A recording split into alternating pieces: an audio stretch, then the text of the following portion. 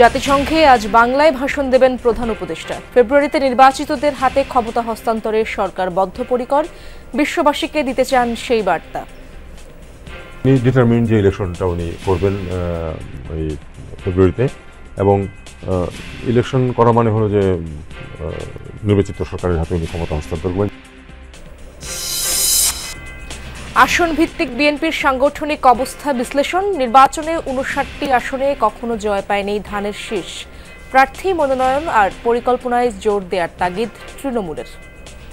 সাংগঠনিক দুর্বলতাও ছিল। তৃণমূল পর্যন্ত আমরা বিএনপি শক্তিশালী করার জন্য কাজ করেছি এবং তার ফসলও আমরা পেয়েছি। যিনি নির্বাচিত হলে এলাকার মানুষের জন্য স্বস্তি মানুষ বোধ করবেন, এমন মানুষকেই ওনারা মনোনয়ন দেবেন।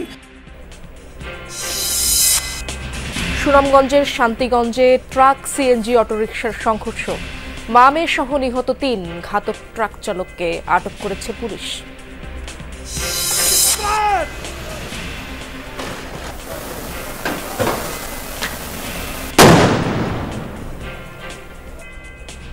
শিক্ষার্থীদের বিক্ষোভে উত্তাল মেক্সিকোর আয়ত জিনাপা শহর।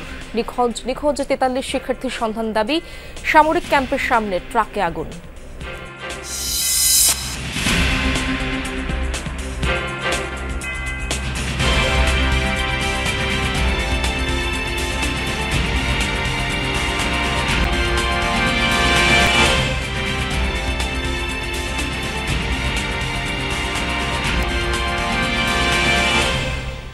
আমন্ত্রণ যমুনা নিউজে, আপনাদের সঙ্গে আছি আমি ইশরাত জাহান। আজ রাতে জাতিসংঘ সাধারণ পরিষদে বাংলায় ভাষণ দেবেন অন্তর্বর্তী সরকারের প্রধান উপদেষ্টা ডক্টর মোহাম্মদ ইউনূস। ফেব্রুয়ারিতে ভোটের মাধ্যমে নির্বাচিতদের হাতে ক্ষমতা হস্তান্তরে সরকার যে বদ্ধপরিকর, ভাষণে সেই বার্তা বিশ্ববাসীর কাছে স্পষ্ট করা হবে। সেই কথাই যমুনা টেলিভিশনকে জানিয়েছেন পররাষ্ট্র উপদেষ্টা তৌহিদ হোসেন।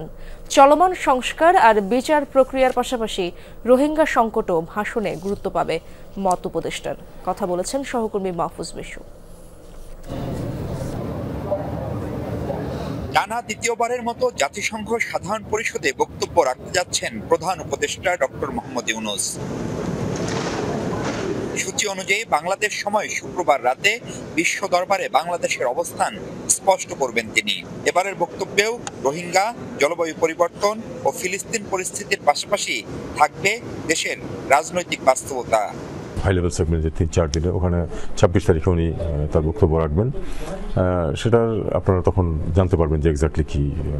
এটাতে তো ন্যাচারালি তার সরকারের যেই এজেন্ডা সেটা সম্বন্ধে উনি বলবেন। তবে সব ছাপিয়ে সবচেয়ে গুরুত্ব পাবে গণতান্ত্রিক শাসন ব্যবস্থায় বাংলাদেশের ফেরার চেষ্টা। আর তা নিয়ে সরকার প্রধান যে আন্তরিক, সেই বার্তা স্পষ্ট হবে বিশ্বমঞ্চে। উনি ডিটারমিন যে ইলেকশনটা উনি করবেন ওই ফেব্রুয়ারিতে, এবং ইলেকশন করা মানে হলো যে নির্বাচিত সরকারের হাতে উনি ক্ষমতা হস্তান্তর করবেন, যেটা ডে 1 থেকেই তো মূল লক্ষ্য ছিল যে কিছু রিফর্ম এবং তারপরে একটা ভালো নির্বাচন করে নির্বাচিত যারা হবেন, জনগণ যাদেরকে ভোট দেবে তাদের হাতে ক্ষমতা হস্তান্তর করা। আমি মনে করি যে এটা এই মুহূর্তে ওনার জন্য, এটা ওনার নিজেরও এটাই সবচেয়ে বড় যেটা ওনার এজেন্ডা, এবং সেটাই উনি করার চেষ্টা করবেন, এবং সেটাতে আন্তর্জাতিক সম্প্রদায়কে উনি কনভিন্স করার চেষ্টা করবেন।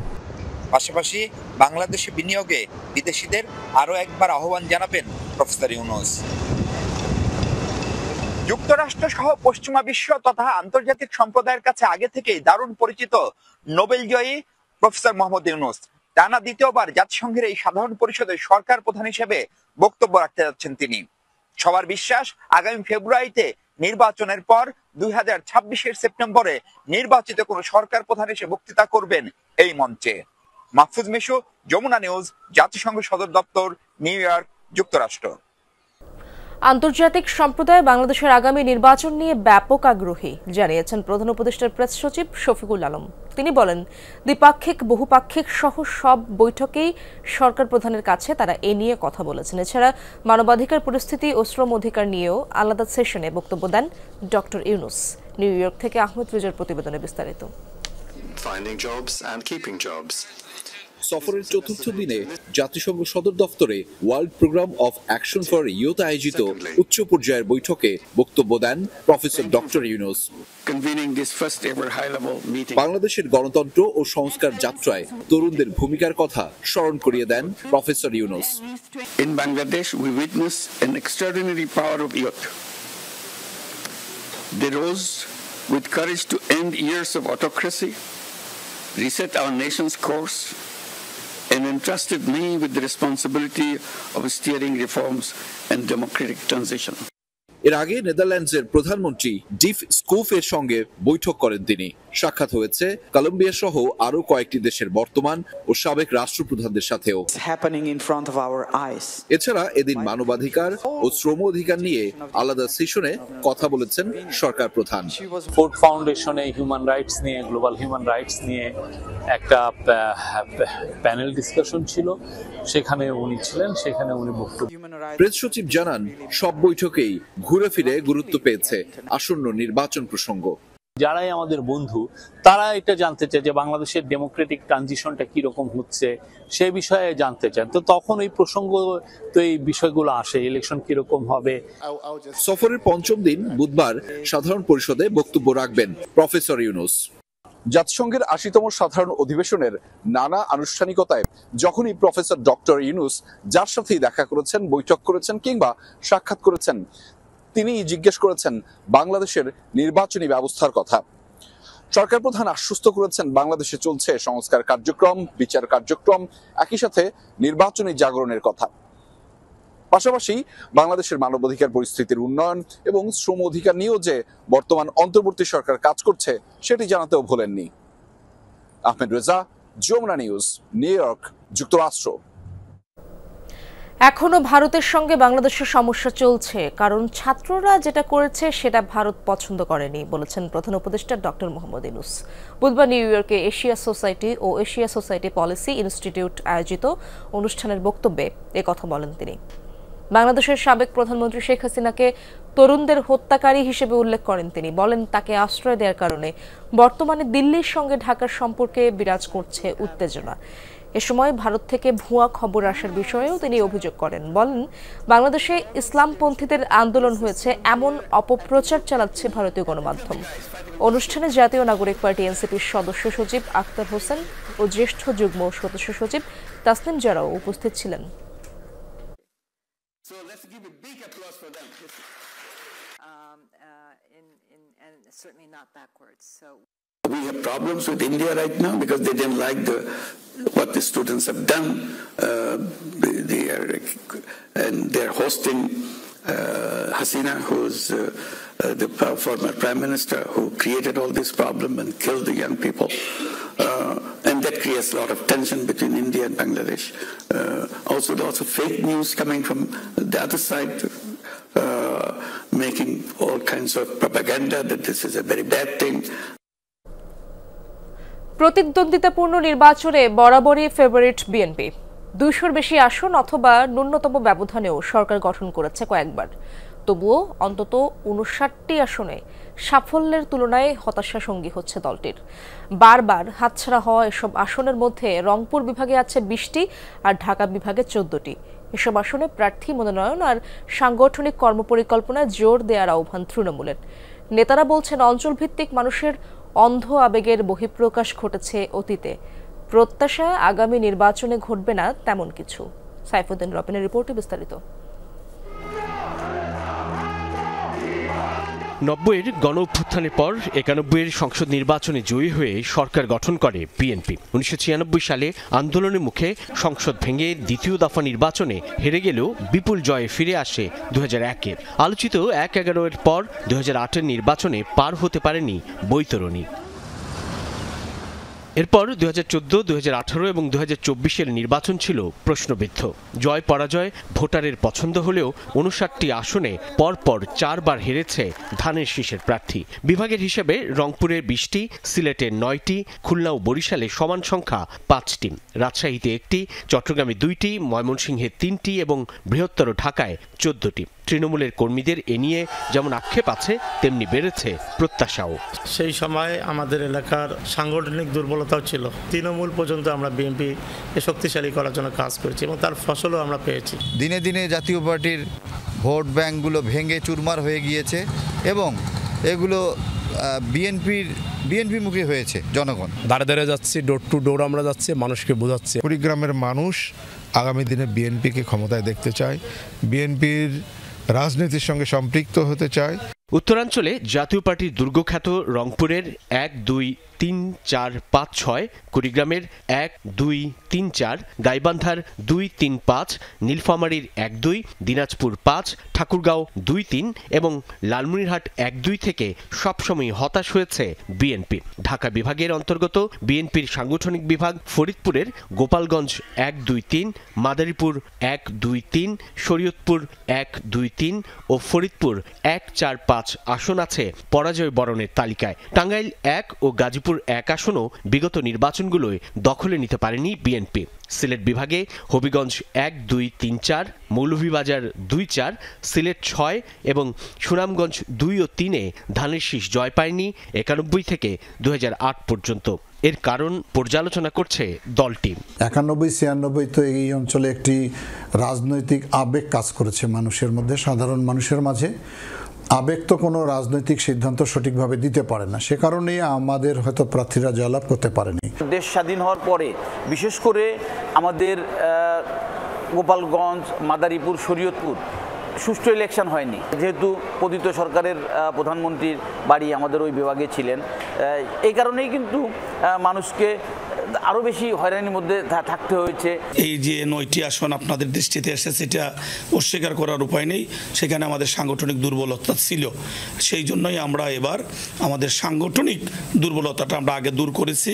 ফেব্রুয়ারিতে অনুষ্ঠেয় সংসদ নির্বাচন এখন বিএনপির মূল লক্ষ্য। আগের ফল যাই হোক, এবার ঘুরে দাঁড়াতে চায় তারা, তাই জনবান্ধব আর জনসম্পৃক্ত কর্মসূচিকে প্রাধান্য দিচ্ছে বিএনপি। ফ্যাসিবাদী আন্দোলনে এই অঞ্চলের মানুষ যেভাবে বিএনপির নেতৃত্বে আন্দোলন করেছে, এখন বিএনপি এখানে সবচেয়ে বেশি জনপ্রিয় দল। প্রার্থী বাছাইয়ের ক্ষেত্রে ইতিমধ্যে জরিপ হয়েছে, সে জরিপেও অনেক কিছু তথ্য উঠে এসেছে, সে ব্যাপারেই কেন্দ্র সিদ্ধান্ত গ্রহণ করবে বলে আশা করি। প্রার্থী নির্বাচনের ক্ষেত্রেও উনি একাধিক টিম উনি মাঠে পাঠিয়েছেন, তারা সাধারণ মানুষের সাথে কথা বলেছেন। যিনি নির্বাচিত হলে এলাকার মানুষের জন্য স্বস্তি মানুষ বোধ করবেন, এমন মানুষকেই ওনারা মনোনয়ন দেবেন এবং তারা নির্বাচন থেকে বেরিয়ে আসবেন ইনশাআল্লাহ। আগামী নির্বাচনেই আপনারা দেখবেন যে গোপালগঞ্জে শুধু একটিমাত্র দলের দুর্গ, সেটা ভুল প্রমাণিত হবে। আমি বিশ্বাস করি আগামী নির্বাচনে গোপালগঞ্জ থেকেই আপনারা দেখবেন যে জাতীয়তাবাদী দল বিএনপি মনোনীত প্রার্থী জয়ী হবে। এই আসনগুলো নিজেদের করে নিতে উদ্গ্রীব তৃণমূলের কর্মীরা। সারা দেশের অন্য আসনগুলোর পাশাপাশি এগুলোর পরিকল্পনায় কেন্দ্রীয় নেতৃত্ব বিশেষ দৃষ্টি দেবে এমন প্রত্যাশা তাদের। সাইফুদ্দিন রবিন, যমুনা নিউজ, ঢাকা। প্রথম বাংলাদেশি হিসেবে কৃত্রিম অক্সিজেন ছাড়াই মানাসুল পর্বতের শিখরে আরোহণ করেছেন পর্বতারোহী বাবর আলী। নেপালের স্থানীয় সময় ভোর 4:30টায় পৃথিবীর ৮ম উঁচু পর্বতে ওঠেন এভারেস্ট জয়ী এই পর্বতারোহী। এছাড়া আরেক বাংলাদেশি পর্বতারোহী তানভীর আহমেদও মানাসুল শৃঙ্গে উঠেছেন। বাবর ও তানভীর দুজনেই পর্বতারোহণ ক্লাব ভার্টিক্যাল ড্রিমার্সের সদস্য। তাদের এই যৌথ অভিযানের নাম মানাসুল accent vertical duo.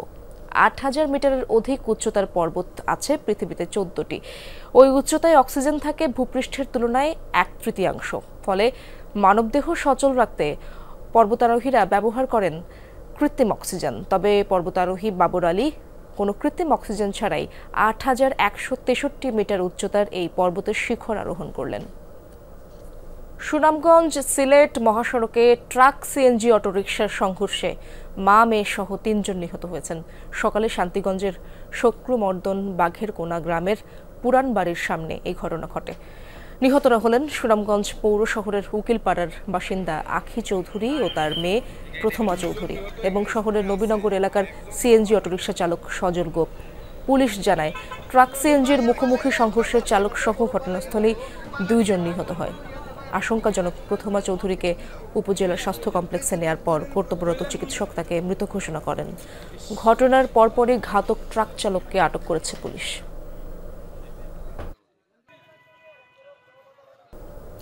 Rajshahi, Chapainawabganj ও নাটোর থেকে বন্ধ রয়েছে ঢাকাগামী বাস চলাচল। শ্রমিকদের পর এবার এই ধর্মঘটের ডাক দিয়েছেন বাস মালিকরা। সকাল থেকে ছেড়ে যায়নি দূরপাল্লার কোনো বাস। এর আগে বৃহস্পতিবার রাতে হঠাৎ করেই কাউন্টার থেকে বাস বন্ধের ঘোষণা দেন মালিকপক্ষ। শ্রমিকদের মজুরি বাড়ানোর ইস্যু নিয়ে মালিকপক্ষ এমন সিদ্ধান্ত নিয়েছেন বলে জানান তারা। সম্প্রতি বেতন বাড়ানোর দাবিতে ধর্মঘট পালন করেন পরিবহন শ্রমিকরা। পরে 23শে সেপ্টেম্বর ঢাকায় মালিকপক্ষ ও শ্রমিকদের বৈঠকে বেতন বাড়ানোর সিদ্ধান্ত নেওয়া হয়, যা 25 সেপ্টেম্বর থেকে কার্যকরের কথা ছিল। জেলা মোটর শ্রমিক ইউনিয়নের ভারপ্রাপ্ত সাধারণ সম্পাদক রফিকুল ইসলাম পাখি বলেন, মালিকদের সাথে দফায় দফায় আলোচনা করে বাড়তি বেতন নির্ধারণ করা হয়েছিল, তবে হঠাৎ করে শ্রমিকদের সেই নির্ধারিত বেতন দিতে দ্বিমত জানান মালিকরা। কোনো পূর্ব ঘোষণা ছাড়াই বাস বন্ধ করে দেন তারা।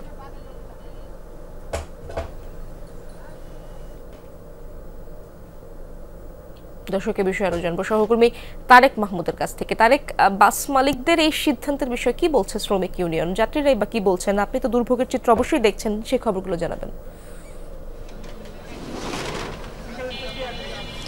দুর্ভোগ আসলে সকাল থেকে চলছে এবং বিভিন্ন এলাকার মানুষজন তারা এসেছে সকাল থেকে, যারা টিকিট কেটেছিলেন তারা কিন্তু এসে জানতে পাচ্ছেন যে বাস চলাচল বন্ধ। সে কারণে তারা ঢাকায় যাওয়া নিয়ে একটা দুর্ভোগে কিন্তু পড়েছেন। অনেকে ট্রেনে যাতায়াত করছেন এবং এখন পর্যন্ত অনেকে কিন্তু অপেক্ষাও করছেন এই সমস্যা যে শুরু হয় সেটি কখন হবে। এবং একমাত্র এই একতা ট্রান্সপোর্টের যে বাসগুলো রয়েছে সেগুলো স্বাভাবিকভাবে চলছে। এর বাইরে রাজশাহী থেকে রাজশাহী থেকে যে ঢাকাগামী যে বাসগুলো রয়েছে সব বাসই কিন্তু বন্ধ। এবং সংশ্লিষ্টরা জানাচ্ছে যে ঢাকা থেকে প্রতি ট্রিপে একজন চালক 1250 টাকা, সুপারভাইজার 500 টাকা এবং চালকের সহকারী 400 টাকা পান। এবং সম্প্রতি তারা বেতন বাড়ানোর দাবিতে আন্দোলন শুরু করলে কয়েক দফায় বাস চলাচল কিন্তু বন্ধ হয়ে যায়। এবং এই সংকট নিরসনে গত 23শে সেপ্টেম্বর ঢাকায় মালিকপক্ষ এবং শ্রমিকদের মিটিং হয় এবং সেখানে সিদ্ধান্ত হয়। এবং রাজশাহী থেকে ঢাকা চলাচলে প্রতি ট্রিপে একজন চালককে 1750 টাকা, সুপারভাইজারকে 750 টাকা এবং সহকারী যে যারা রয়েছে বাসের তাদেরকে 700 টাকা করে দেওয়ার যে বিষয়টি সেটি তোলা হয়। এবং শুক্রবার থেকে তা বাস্তবায়নের কথা ছিল, তার আগেই বৃহস্পতিবার রাতে, গতকালকে রাতে বেশি টাকা বেতন দিবে না বলে মালিকপক্ষ তারা বাস বন্ধ করে দিয়েছে। এবং আমরা দেখেছি যে রাতের বেলা থেকেই কিন্তু এই যারা যাত্রী রয়েছে তারা টিকিট কেটে রেখেছিলেন। সকাল থেকে তারা এসে যখন জানতে পারলেন যে তারা টিকিট কেটেও বাস চলাচল বন্ধ, সে কারণে অনেকে কিন্তু জরুরি কাজে ঢাকায় যাবেন, সে কারণে অনেকে রাজশাহী রেল স্টেশনে কিন্তু গিয়ে টিকিট কেটেছেন। বলা যায় যে অনেকটা ভোগান্তি করে যাদের একদমই জরুরি তারা ঢাকাতে যাচ্ছেন। এ বাদে যারা যাবেন অনেকে অপেক্ষায় রয়েছেন যদি এই সংকট নিরসনটি হয় সেই নিয়ে কিন্তু তারা কথা বলছেন। এবং আমি মালিক পক্ষর সাথে এবং শ্রমিকদের সাথে কথা বলেছি। শ্রমিকদের দাবি একটাই যে তারা তাদের যে নির্ধারিত ভাড়া বাড়ানোর যে বিষয়টি সেটি নির্ধারণ করা হয়েছে, সেই নির্ধারিত ভাড়াতেই তারা কিন্তু যাবেন এবং তারা প্রস্তুত রয়েছেন তারা বাস চালাতে এবং বাসের যে সার্বিক কার্যক্রম করতে। এবং মালিকপক্ষ তারা বলছেন যে তারা ভাড়া বাড়াবেন না। একমাত্র একতা যে বাসটি রয়েছে সেই বাসটি বাদে কিন্তু ঢাকার যে অন্য বাস সকল বাসই এখন এই রেল স্টেশনে কিন্তু বন্ধ রয়েছে এবং যাত্রীরা ব্যাপক দুর্ভোগে পড়েছেন। ধন্যবাদ আপনাকে তারেক। পূজা উপলক্ষে রাজধানীর ঢাকেশ্বরী মন্দিরে চলছে সার্বজনীন পূজা কমিটির মতবিনিময়। আমরা সরাসরি যাচ্ছি সেখানে। পূজা উদযাপন পরিষদের সভাপতি আমার এই পাশে রয়েছেন সুব্রত চৌধুরী, এই দুই সংগঠনের সভাপতি ছিলেন এবং বর্তমানে উপদেষ্টা। তার পাশে রয়েছেন কাজল দেবনাথ, ইনিও এই দুই সংগঠনের সভাপতি ছিলেন এবং বর্তমানে উপদেষ্টা। আমার এই পাশে রয়েছেন চন্দ্রনাথ পোদ্দার, ইনি এই বাংলাদেশ পূজা উদযাপন পরিষদের সদ্য সাবেক সাধারণ সম্পাদক। তার পাশে রয়েছেন আমাদের গোপাল দেবনাথ, মহানগর সার্বজনীন পূজা কমিটির সহসভাপতি এবং বাংলাদেশ পূজা উদযাপন পরিষদের যুগ্ম সাধারণ সম্পাদক। তার পাশে রয়েছেন শ্যামল রায় অ্যাডভোকেট, তিনি আমাদের বাংলাদেশ পূজা উদযাপন পরিষদের যুগ্ম সাধারণ সম্পাদক। তার পাশে রয়েছেন সাধন সুভাষিস বিশ্বাস সাধন, তিনি বাংলাদেশ পূজা উদযাপন পরিষদের যুগ্ম সাধারণ সম্পাদক। তার পাশে রয়েছেন পদ্মাবতী দেবী, আমাদের মহিলা নেত্রী, মহানগর সার্বজনীন পূজা কমিটির মহিলা সম্পাদিকা, তারপরে পরিমল ভৌমিক আমাদের দপ্তর সম্পাদক, তার পাশে ধ্রুব লস্কর, তারপর প্রাণতোষ আচার্য শিবু, বিনয় ভূষণ বিটু, বিনয় ঘোষ বিটু, এপাশে রয়েছেন বিপ্লব দে আমাদের বাংলাদেশ পূজা উদযাপন পরিষদের যুগ্ম সাধারণ সম্পাদক। এছাড়াও আমাদের পিছনে আমাদের নেতৃবৃন্দ রয়েছেন। আমি আর দেরি না করে এই আমাদের আজকে তো নামাজের দিন, আজকে আমরা এই লিখিত বক্তব্য উপস্থাপনের মধ্য দিয়ে সংবাদ সম্মেলনে আমরা প্রবেশ করছি। ধন্যবাদ।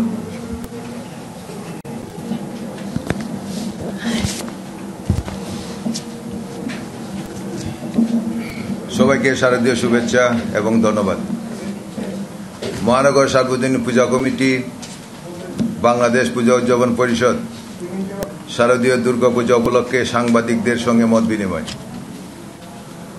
শ্রী শ্রী ঢাকেশ্বর জাতীয় মন্দির মিলনায়তন, 26শে সেপ্টেম্বর 2025। প্রিয় সাংবাদিক বন্ধুগণ, শারদীয় দুর্গাপূজায় আপনাদের আন্তরিক শুভেচ্ছা জানাচ্ছি। শুভেচ্ছা দেশবাসীকেও। শারদীয় দুর্গাপূজা প্রকৃতপক্ষে সত্য ও ন্যায় প্রতিষ্ঠার জন্য অশুভ শক্তির বিনাশে অসুর দলিনী দেবী দুর্গার আরাধনা। সংবাদ মাধ্যমে প্রতি বছরই আমাদের আয়োজনে শরিক হয়। আজ মত বিনিময়ের আয়োজন এই লক্ষ্যেই। আনন্দময়ী মায়ের আগমনী বার্তা শুভ মহালয়ার মধ্য দিয়ে ধ্বনিত হয়েছে। শুরু হয়েছে দেবী পক্ষ। আপনারা জানেন, পিতৃপক্ষের অবসানে গত 21শে সেপ্টেম্বর শুভ মহালয়ার মধ্য দিয়ে দেবী পক্ষ সূচিত হয়েছে, যা মাতৃপক্ষ নামে অভিহিত। জন্মাষ্টমী ও শারদীয় দুর্গাপূজার আগে সাংবাদিক বন্ধুদের সঙ্গে মত বিনিময় একটি ঐতিহ্যে পরিণত হয়েছে। মত বিনিময়ের সময় আমরা দুর্গাপূজা আয়োজনে নানা দিক তুলে ধরি। আপনাদের সুচিন্তিত অভিমত আমাদের অনুষ্ঠানমালাকে সমৃদ্ধ করে। শত ব্যস্ততার মধ্যেও আপনাদের উপস্থিতি আমাদের অনুপ্রাণিত করে। এর জন্য আমরা কৃতজ্ঞ। ইসরায়েলের প্রধানমন্ত্রী বেনিয়ামিন নেতানিয়াহুর ওপর ভ্রমণ নিষেধাজ্ঞা জারি করেছে ইউরোপের দেশ স্লোভেনিয়া। বৃহস্পতিবার এক বিবৃতিতে এই নিষেধাজ্ঞার কথা জানায় দেশটি। স্লোভেনিয়ার দাবি, আন্তর্জাতিক আইন ও মানবাধিকারের প্রতি দায়বদ্ধতা থেকে এই সিদ্ধান্ত নেওয়া হয়েছে। এর আগে গত বছর ফিলিস্তিনকে রাষ্ট্র হিসেবে স্বীকৃতি দেয় স্লোভেনিয়া। পাশাপাশি ইসরায়েলের কট্টরপন্থী 2 মন্ত্রীর ওপর নিষেধাজ্ঞা আরোপ করা হয়। এছাড়া গত বছর ইসরায়েলের ওপর অস্ত্র নিষেধাজ্ঞা আরোপও করেছে তারা। শিক্ষার্থীদের বিক্ষোভে উত্তাল মেক্সিকোর আয়তজিনাপা শহর। বৃহস্পতিবার সিটির সামরিক ক্যাম্পের বাইরে 2 ঘণ্টা ধরে বিক্ষোভের পর একটি ট্রাকে আগুন ধরিয়ে দেওয়া হয়। এ সময় সামরিক ঘাঁটির ভেতরেও প্রবেশ করার চেষ্টা করে বিক্ষুব্ধরা। পরে পুলিশ এসে পরিস্থিতি নিয়ন্ত্রণের চেষ্টা করে। 2014 সাল থেকে শহরটিতে নিখোঁজ 43 শিক্ষার্থী। তাদের জন্য দেশটিতে নিয়মিত হয় নানা বিক্ষোভ কর্মসূচি। আন্দোলনকারীদের দাবি, সেনাবাহিনীর কাছে তাদের সম্পর্কে তথ্য রয়েছে। অভিযোগ রয়েছে মাদক কারবারিরা এই শিক্ষার্থীদের অপহরণের পর হত্যা করেছে। এই ঘটনায় সামরিক বাহিনী ও সরকারের কর্মকর্তাদের জড়িত থাকার অভিযোগও রয়েছে। এ পর্যন্ত বেশ কয়েকজনকে গ্রেপ্তার করা হলেও রহস্য উন্মোচন করা যায়নি।